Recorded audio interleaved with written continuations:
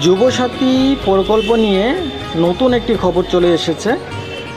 কার কার Yuvasathi submit হয়েছে আর কার কার হয়নি তা দেখে নিতে পারবেন।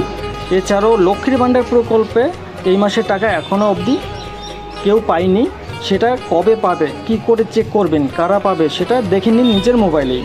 প্রথমে নিজের মোবাইলে গুগল অপশনে গিয়ে লিখবেন লক্ষ্মীর ভাণ্ডার, পোর্টালে ঢুকে গিয়ে সবার উপরে লেখা থাকবে ট্র্যাক অ্যাপ্লিকেশন।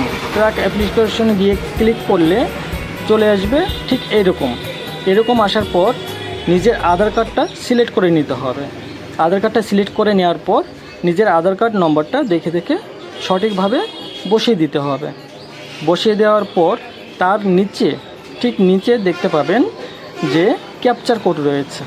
ক্যাপচার কোডটা দেখে দেখে সঠিকভাবে পূরণ করতে হবে, না হলে ভুল হয়ে যাবে।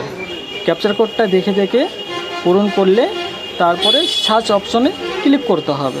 ক্লিক করার পর দেখা যাবে নিজের লক্ষ্মীর ভাণ্ডার পোর্টালে টাকাটা কী পরিস্থিতিতে রয়েছে। ঠিক এরকম পেমেন্ট স্ট্যাটাস, এখানে ক্লিক করলে সবার নিচে দেখা যাবে মার্চ মাসের টাকাটা কী পরিস্থিতি রয়েছে। পেমেন্ট আন্ডার প্রসেসে যদি থাকে তাহলে এই মাসেই টাকাটা ঢুকে যাবে কাল বা পরশুর মধ্যে।